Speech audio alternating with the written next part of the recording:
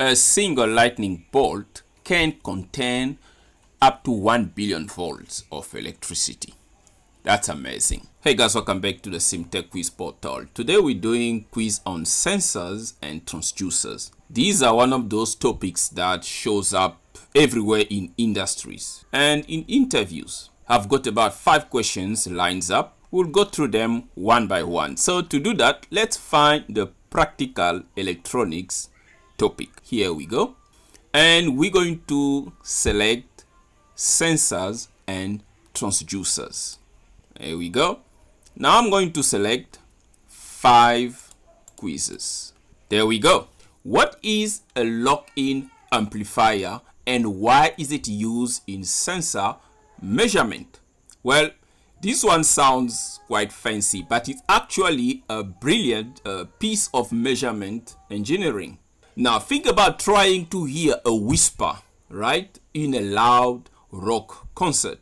Now you'd need a way to basically filter out everything except the specific voice you are listening for, right? Now that's exactly what a lock-in amplifier does with electrical signal. Now let's look at the option we have here. Extract very small signal from noise by phase amplifier signal, lock signal, specific amplitude, feedback amplifier for sensors. Now, what is the correct answer? Let's go for option A. Correct. So in a sense, these amplifier use a technique called as a phase sensitive detection, right? It basically takes a non-reference frequency and essentially locks onto that particular frequency. Only the signal that matches that frequency and phase, right? Ignoring everything else, okay? So this basically lets you extract nanovolts of signal or even smaller signal buried in a massive amount of noise like a concert, okay? So you'll find these kind of amplifier in things like optical sensors, thermocouplers, and magnetic field measurements, where the signal is incredibly weak. So option A is basically too literal, and the C basically misses the point altogether, and D is just a generic descriptions for a feedback amplifier. Let's move on to the next question. Now this is a very straightforward one. What is a capacitive humidity sensor? Now remember the basics of capacitor is basically 2 plates, right, with a dielectric material in between. Now the dielectric constant changes when that material absorbs something, okay, something. Now for humidity sensing, what's being absorbed that changes the capacitance? That's a question. Now think about water vapor, for example, and how it affects the dielectric properties of certain material, okay? So that's the idea, the thinking here. Look at the options. Measure capacitance changes of polymer dielectric that absorb water vapor, measure resistance change, measure thermal conductivity, measure optical absorption. What's the correct option here? Okay, now obviously it's option A. Let's go for option A. I think it's option A. That is correct. And the correct explanation that we have here is that capacitive humidity sensors have a thin polymer film between electrodes. Now, polymer's dielectric constant changes with absorbed water, altering capacitance, typically part of an RC oscillator or measured by capacitance to digital converter. Now let's move on to question number 4. Question number 4. Practical electronics, subcategory sensors and transducers under the CMTEQ Quiz Portal. Please have a try at this. Okay, what is a thermistor and how does it work? Now, by the way, please, if you find it useful, don't forget to give it a thumbs up. That would be highly appreciated. Okay, now, thermistor, the name already is a giveaway. So we've got thermal and we've got resistors. Now, unlike an RTD, which usually use a pure platinum, right? A thermistor, they basically made of semiconductors material, okay? Now, the key difference is that thermistor, they are sensitive to temperature. You might have NTC or you might have PTC. Now, let's look at the options here, okay? Thermal switch, thermoelectric generator, temperature to frequency converter, temperature sensitive resistor. I mean, that's very clear, okay? So the correct answer is option A.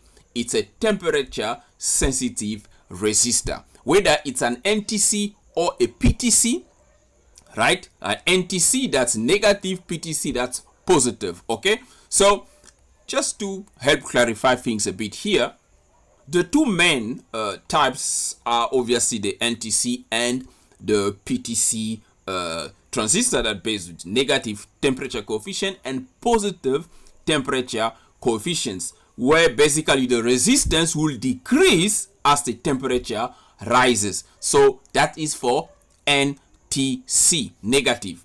And for the PTC, as the temperature rises, okay, the resistance will increase with temperature. So in short, thermistors are extremely sensitive. These are very much widely used in electronics. Without thermistors, a lot of electronics devices will stop functioning. That is very much factual, okay? They're basically more sensitive than RTDs or thermocouples, okay? But they work over a narrow range of temperature. So typically from negative 50 degrees thermistors and up to 300 degrees depending on the model. Obviously you can get 100K or 500K, 10K kilo ohm at ambient temperature. For example, a 100 kilo ohm NTC will give you about 90K ohm resistance at 25 degrees ambient, and as the temperatures start to increase, the resistance will start decreasing. You're going to find them everywhere in digital thermometers, battery packs, 3D printers, almost everywhere. And because they are cheap and they're small, they can fit in almost every small piece of electronics equipment. Now let's move on to question number 5. Question number 5, sensors and transducers. What does an RTD, resistance temperature detector, measure? Now, for this particular question, the clue is right there, okay, in the name, if you actually break it down. So you've got resistance and you've got temperature, okay? Now, think about what physical property changes in a metal, okay, as it heats up, okay, and you'll basically land right there in the answer. Obviously, thermistor does the same thing as we've just discussed, but let's have a look at the options here. So temperature via resistance change in metal, light intensity, that's out of the picture. Pressure, humidity, no, doesn't make sense. The question is about resistance and temperature, which obviously is option A, okay, and that is the correct answer, okay.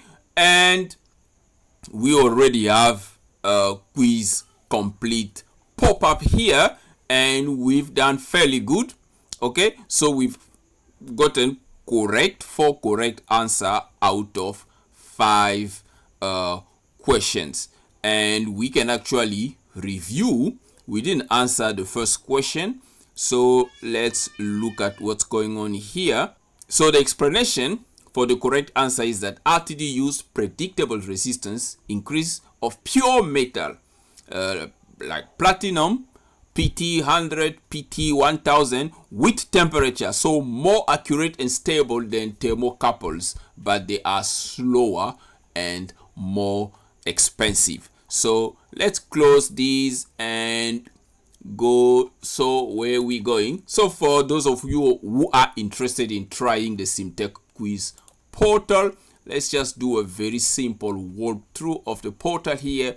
We've got more than 2 dozens of categories, and each category have plenty of sub categories. For example, if we go on power systems categories here, and over here we're going to have power system stability, home, electrical, renewable, and many more topics. Let's look at the leaderboard.